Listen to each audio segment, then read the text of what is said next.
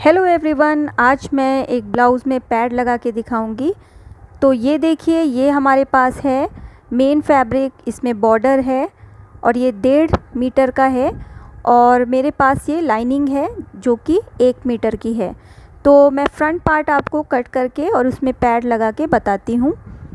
सबसे पहले आपको लाइनिंग डबल फोल्ड कर लेनी है इस तरह से, और ये जो मार्किंग मैंने की है वो कपड़े को सीधा करने के लिए किया है। अब हम लेते हैं लेंथ, तो 15 इंच की मैं लेंथ ले रही हूँ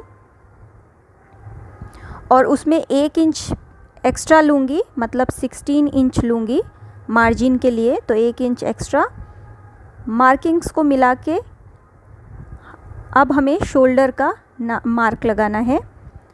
तो शोल्डर जो है वो 14 इंच का है, लेकिन मैं लूँगी 5 इंच डबल फोल्ड करने के बाद। तो इसमें मैंने बी लिखा है, मतलब बैक, लेकिन ये है फ्रंट पार्ट। इसकी कटिंग मैं बैक पार्ट की तरह करूँगी। और ये आर्म होल मैं ले रही हूँ 5.5 इंच का। 5 इंच का शोल्डर इसलिए क्योंकि ये बेहद डीप नेक है, इसका पीछे से भी और आगे भी डीप है, तो ये बहुत फैलेगा, इसलिए सिर्फ 5 इंच। अब हम लगाते हैं चेस्ट का, जो कि मेरा है 10.25 इंच का। तो मैं 10.25 इंच में मार्किंग कर लूँगी। और वेस्ट लगाते हैं जो कि है 9.25 इंच की। तो 9.25 इंच पे मार्क करेंगे और 1.5 इंच की मैं इसमें मार्जिन दूंगी और 1 इंच एक्स्ट्रा लूँगी डार्ट के लिए।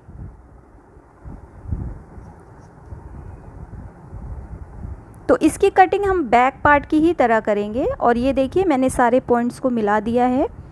अब मैं 1.5 इंच का इसमें लूँगी आर्म होल की राउंडनेस। ये हम पीछे जब हम बैक पार्ट बनाते हैं तो 1.5 इंच का लेते हैं, लेकिन मैं एक्स्ट्रा इसलिए ले रही हूँ क्योंकि मैं डार्ट लगाऊंगी आर्म होल पे, तो ये घट बढ़ जाएगा। और अब हम डार्ट्स की जो चौड़ाई है वो रखेंगे 3.75 और इसकी लंबाई 11.5 इंच की है। तो 11 इंच की है और 11.5 पे मैं मार्क करूँगी और यहाँ से भी मैं 3.25 इंच ले लूँगी। तो ये देखिए, ये हमारा पॉइंट आ गया। अब इसको हम मिला लेंगे। इसके बाद डार्ट की जो चौड़ाई होगी वो 1 इंच की होगी। तो दोनों तरफ से हाफ इंच लेके इसे हम मिला देंगे।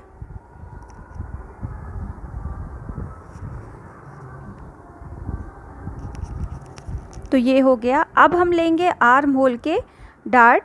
तो ये 2 इंच की इसका गैप होगा और इस तरह से हम एक लाइन खींच देंगे और बस हमें हाफ इंच का ही डार्ट लेना है जो आर्म होल का है। और अब इसे आप मिला लीजिए स्केल की हेल्प से। तो इसीलिए मैंने जो ये आर्म होल है वो 1.5 इंच का लिया है, क्योंकि जब हम डार्ट लगाएंगे तो कपड़ा छोटा बड़ा हो जाएगा, तो आप आराम से उसे कट करके निकाल सकते हैं, कपड़ा छोटा नहीं पड़ेगा। तो इसीलिए मैंने बैक बी लिखा है, क्योंकि ऐसे ही हम बैक पार्ट की कटिंग करते हैं। और 2.5 इंच नेक की चौड़ाई लेंगे और मैं 9.5 इंच इसकी लंबाई ले रही हूँ। ये डीप है काफ़ी आगे से भी, तो आप इससे कम रख सकते हैं। और 2.5 इंच यहाँ से भी मार्क कर लेंगे। एक बॉक्स बना लेंगे और इसमें आप अपनी पसंद का कोई भी शेप ड्रॉ कर सकते हैं। तो मैंने इस तरह से हल्का सा वी शेप इसमें ड्रॉ किया है गोलाई लेते हुए। तो ये गले की जो लंबाई है ये आपके पसंद के ऊपर है। और बस मैंने उसी मार्किंग पे कट कर लिया है। तो ये आगे और पीछे दोनों के पार्ट्स में आपको दिखा रही हूँ, लेकिन आपको स्टिच मैं फ्रंट पार्ट ही करके दिखाऊंगी। और ये मैंने मेन फैब्रिक के ऊपर रख लिया है। तो आपको याद रखना है, जो आपका फ्रंट पार्ट है वो जुड़ा हुआ होना चाहिए। और बैक पार्ट आप कैसे भी रख सकते हैं, लेकिन फ्रंट पार्ट जुड़ा हुआ होना चाहिए। और ये मैंने दोनों ही पार्ट्स की मेन फैब्रिक की कटिंग कर ली है। अभी मेन फैब्रिक का गला मैंने नहीं कट किया है, तो ये भी मैं आपको करके दिखाती हूँ। और जो मैंने डार्ट्स बनाए थे वो मैंने लाइनिंग पे डार्ट्स लगा के स्टिच कर लिए हैं। अब मैं कप्स इनमें ऐड करूँगी। तो कप्स ऐड करने के लिए ये देखिए, ये जो राउंडनेस है वो हमारा रॉन्ग साइड है, और जो स्मूथ साइड है ये वाला, ये हमारा फ्रंट का पार्ट है, ये बैक का पार्ट नीचे वाला। और हम इसको लगाएंगे, जो हमारी डार्ट पॉइंट थी, बस पॉइंट थी, उसकी लाइन भी आपने खींची होगी जब आप मार्किंग करते हैं, बस उसी पे हमें कप्स रखना है। तो कप्स के मिड पॉइंट इस तरह से निकाल लीजिए, ट्रायंगल की तरह इसे फोल्ड करके बस एक पेंसिल या किसी चौक से मार्क कर दीजिए। मिड पॉइंट निकल चुका है, बस इस तरह से आपको बस पॉइंट पे रखना है। देखिए, आप बस पॉइंट पे रखिए और इसे टक कर लीजिए हैंड की हेल्प से, हैंड स्टिच से। तो ये देखिए, सुई निकालिए बस पॉइंट से, और ये देखिए मार्किंग है, इससे सुई निकाल के बस टक कर लीजिए। अगर आप बिगनर हैं, ऐसा करने से आपके सिलाई करते समय पैड्स इधर उधर नहीं होंगे, तो आप ये काम ज़रूर कर लीजिए। तो मैंने नॉट्स लगा ली हैं और दूसरा पैड भी सेम इसी तरह से मैं स्टिच कर लूँगी। ये देखिए, कप्स लग के तैयार हो गए हैं, और इनका जो बीच का गैप है वो 1.5 से 2 इंच तक आराम से चल जाएगा। तो मेरा 1.5 इंच के आसपास आ रहा है, तो ये ठीक है, बहुत दूर दूर हमें पैड्स नहीं लगाने हैं। अब मैं इसे स्टिच करूँगी। तो स्टिच करने के लिए आप देख सकते हैं, ये पीछे की तरफ कप्स हैं और मैंने इसे पलट लिया है सीधी साइड, और ये जो पॉइंट है जहाँ से हमने स्टिच लगाई थी, बस वहाँ पे आपको निडल रखनी है। और डार्ट्स के पॉइंट आप देख रहे हैं जहाँ से डार्ट स्टिच हुआ है, बस वहीं आप स्टिच कर लीजिए इसे अच्छे से पैड्स को।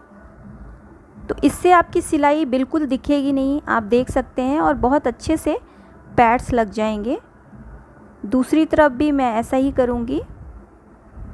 आप चाहें तो गुलाई में भी इसे कप्स को फिट कर सकते हैं। तो ये देखिए, कप्स लग के तैयार हो गए हैं, और जब हम इसे पलटेंगे तो बिल्कुल ऐसा नहीं लगेगा कि हमने कप्स लगाए हुए हैं।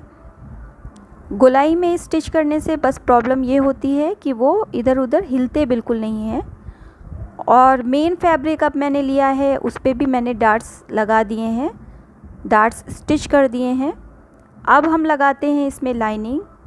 तो सीधे पार्ट मेन फैब्रिक का और सीधा पार्ट लाइनिंग का एक दूसरे के ऊपर अच्छे से इसे सेट कर लीजिए, पिंस लगा लीजिए।